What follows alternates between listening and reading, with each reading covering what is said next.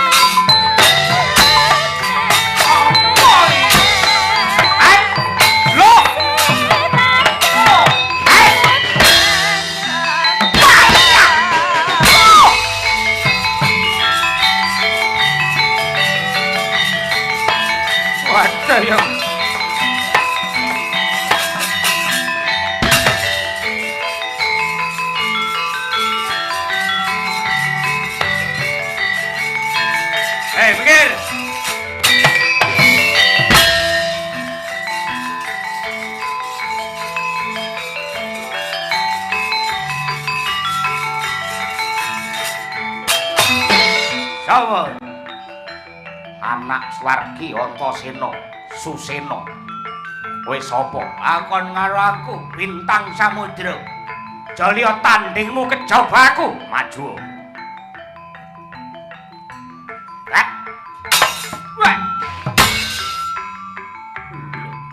Menteleng kaya banteng.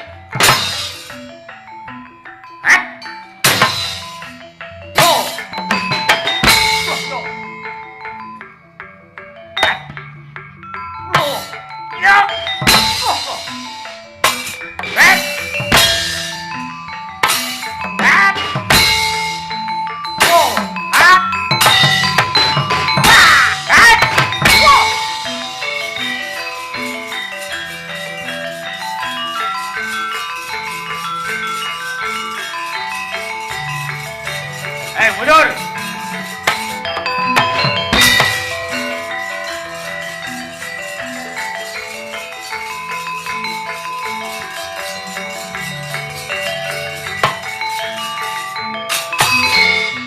Sapa? Danurwendra, anak Antarja. Raminggat nggo gateng dasmu.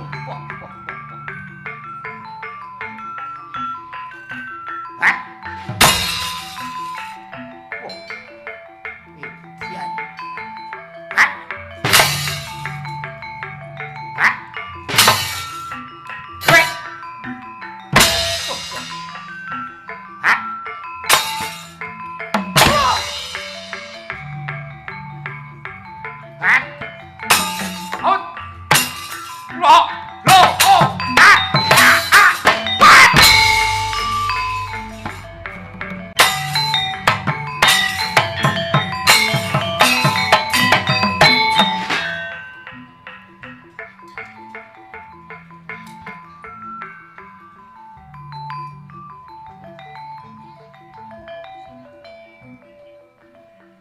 Sawa Susena?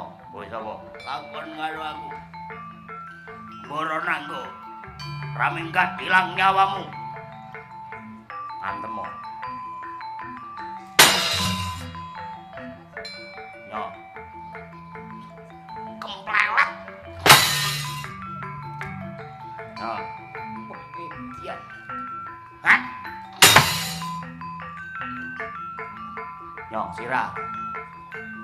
Dodo. Geger pamer. Rumangsamu sing wani pamer mung diapurmu tok apa piye? Nyo sirah. Ayo. Nyo sirah, ayo.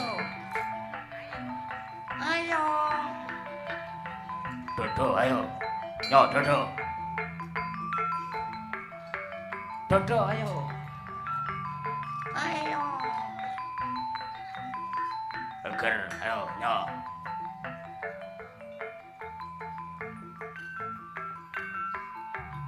Geger, ayo. Ayo.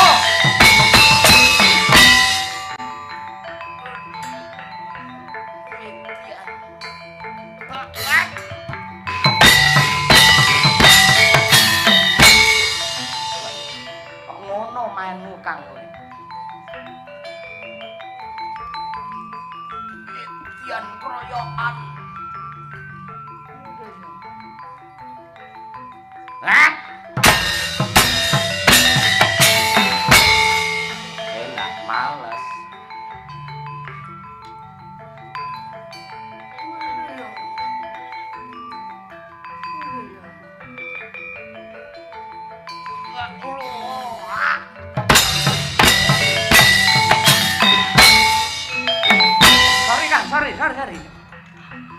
Mripate kok.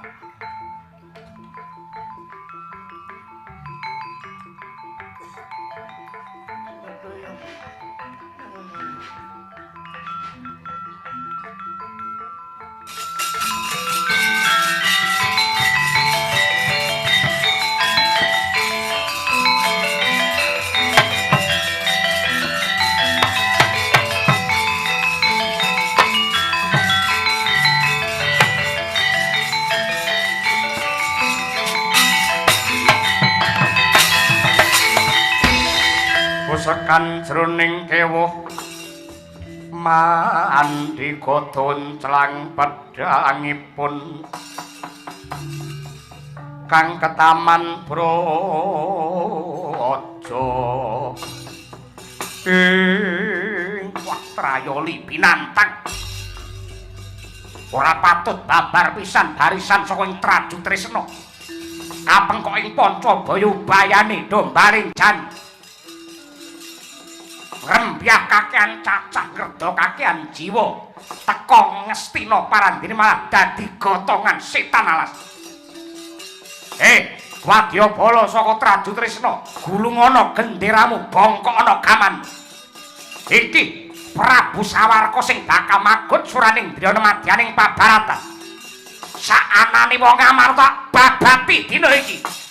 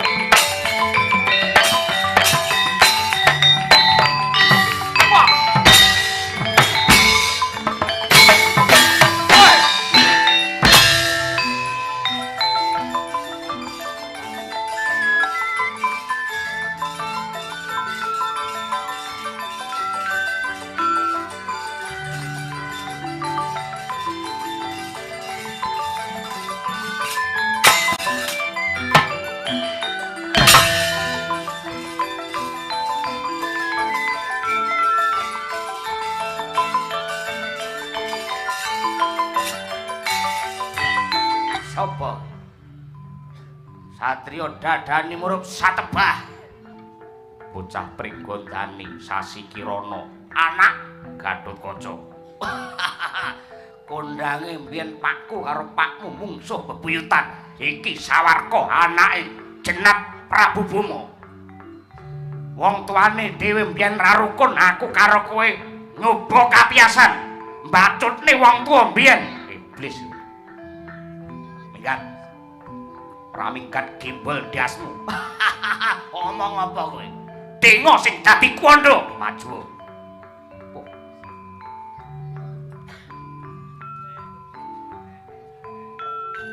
Pak.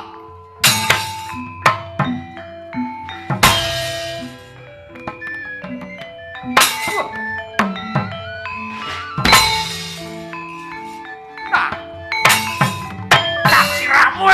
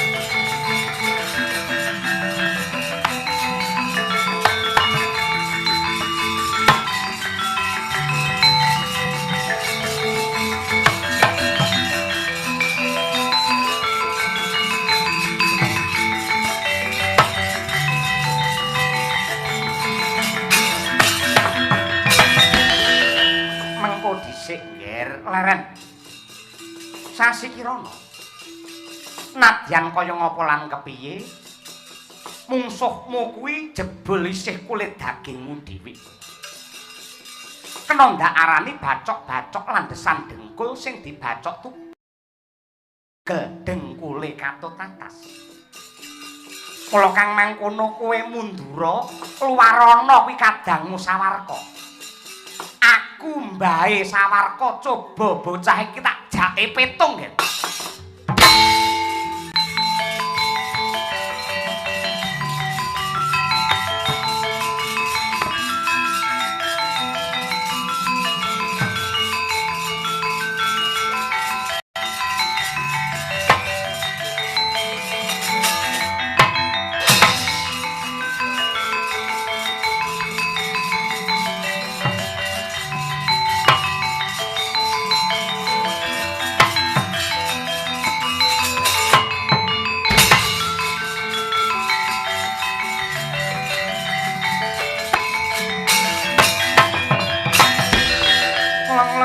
ya mangu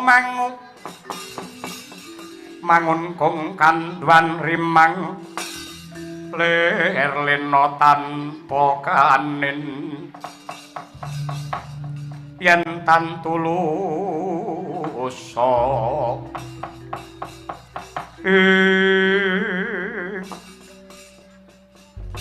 Prabu Sawarka jengandika menika sinten aku wong sing kok goleki Ratu Ndarawati Sri Bathara Kresna kowe sakmadya balamu sumbar maciya-ciya teka ana negara Ngastina kene bakal mocok janggane Kresna rak ngono nuwun pangapunten menapa to sebabipun kula anggadhahi muga ingkang kados mekaten karana boten trimah raos sing manah kula sing ndadekke kowe ora trima bab apa sedanipun tiyang sepuh kula Prabu Boma Narakasura menika wonten asta paduka yang kowe tak kandhani kowe bakal ndak jlentrehi lelakon kuwi mbiyen sejatine kepiye sing ngerti ya mung Kresna mergo aku sing nglakoni mula ripalungguhan iki gatekno kang dadi rembugku mengko yen wis rampung anggenku tutur anggenku ndongeng aku arep ndok pateni aku mung bakal manut mbiyen kuwi Narendra Trajutresna jejuluk Prabu Bomantara negarane dudu Trajutresna ning negarane Surateleng Prabu Bomantara nyerang negara Ndarawati mongko aku ora duwe perkara aku ora duwe dosa lah nalika semono aku pinaring anugraha putra dening pangeran ya kuwi Bambang Sitijo ndak perintah supaya nrenggalangi marang pengamuking mungsuh banjur tetandingan antarané Sitijo kelawan Bomantara ing kono dadi dalan patine Prabu Bomantara wasana negara Surateleng bedah gandeng Surateleng kothong ora ana ratune merga Prabu Bomantara wis seda anakku si Sitijo ndak perintah supaya dadi ratu ana ing negara Surateleng kanthi ajejuluk Prabu Boma Narakasura merga nunggak semi asmane Prabu Bomantara Ratu Surateleng biyen lah nalika semono Prabu Bomantara ki kagungan garwa prameswari ingkang awewangi ya kuwi Dewi Haknyanawati ingkang lagi ngrebini Haknyanawati ngrebini mongko ditinggal mati karo bojone banjur Sitijo utawa Boma Narakasura ndak perintah supaya ngerabi randane Bomantara lah nalika semono negara Surateleng tak walik jenenge ya kuwi ganti dadi negara Trajutresna. Traju ki tegese nimbang, tresna wis ngarani supaya katresnane Boma kelawan Haknyanawati bisa timbang. Lah, nalika semono jangkep sangang sasi dasa hari Haknyanawati babaran mijil putra kakung diparingi tetenger ya kuwi Raden Sawarka ya kowe kuwi dadi nonton alur darah yektine kowe iki dudu anake Boma ning anake Prabu Bomantara ning kowe isih tak wene urip kowe digulawentah karo Boma Narakasura kowe wis tak wene urip tak wene pangapura parandene lemu males karo mbahmu dadine malah kaya ngene iki kowe iki turbusane mungsuh anak Bomantara parandene merga gedene rasa kamanungsanku mula kowe tak wenehi urip ibumu ya ndak ayomi tak rabekke karo Sitijo lah perkara patine Boma Narakasura kuwi lelakon kuwi yektine sing mudeng ya mung Kresna karo Boma pribadi si Boma rumangsa lingsem rumangsa isin merga Haknyanawati laku sedeng kelawan Samba banjur si Boma njaluk pati kelawan Kresna sing dikarepake Boma upamane Boma mati ana tangane Kresna tegese aku sing nyuwargake Boma mergo aku dianggep titising Bathara Wisnu Bomo sing mati nalika semana wae lega lila ikhlas lahir batin mati ana tangane Kresna. Mergo dheweke kepengin diterni ana kasuwargan. Kowe sing ora ngerti kentang kimpul pojok plereting lakon arep males iki karepmu piye? Nanging lamun tori palungguhan iki wani kelawan Ratu Ndarawati tak ajangi jembar. Ayo sing ndok karepake piye? Yang karepani karo Nata Ndarawati kira-kira gulumu kuat ora nampani senjata cakra. Aduh yang nyuwun pangapunten.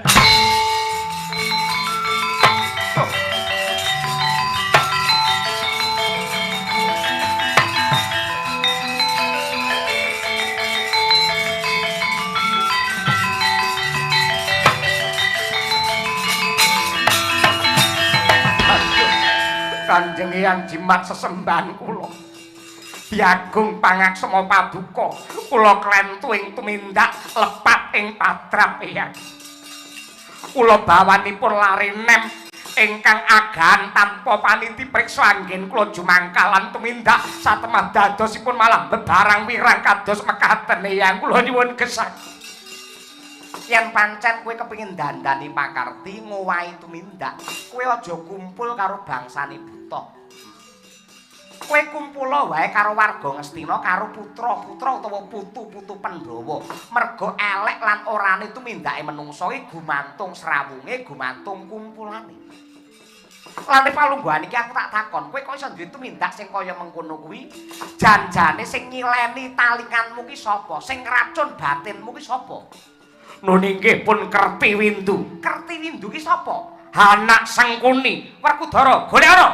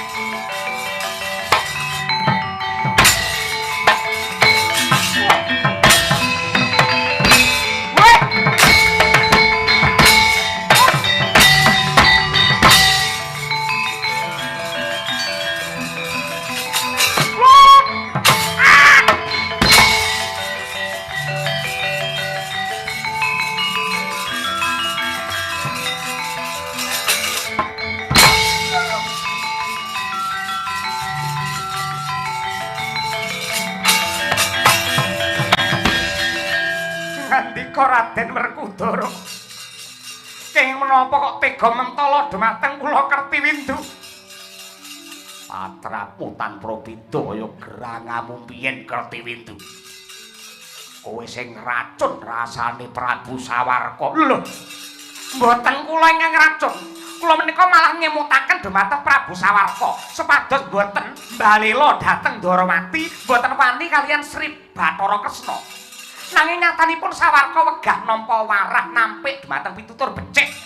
Kula menawa sampun ngalang-alangi aja kowe wani karo mbahmu, ndak kelangan tata kramamu, tan murwa bakal remuk bubuk dadi rempah. Kula sampun ngemutaken raimu ya pakmu biyen kowe.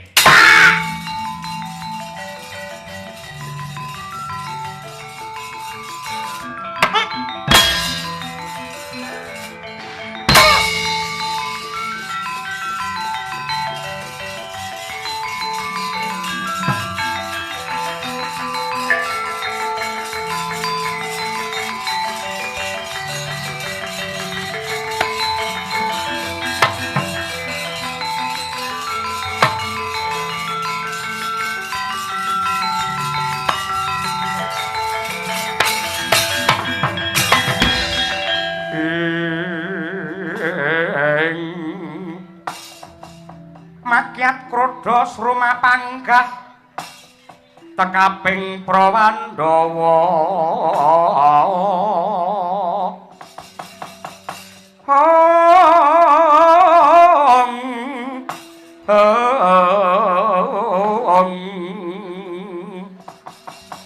sumahaping pabarisan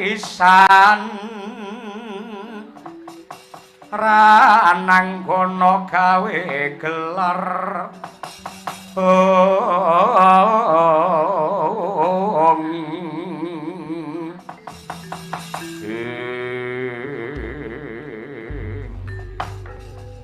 Kertiwindu iki Werkudara.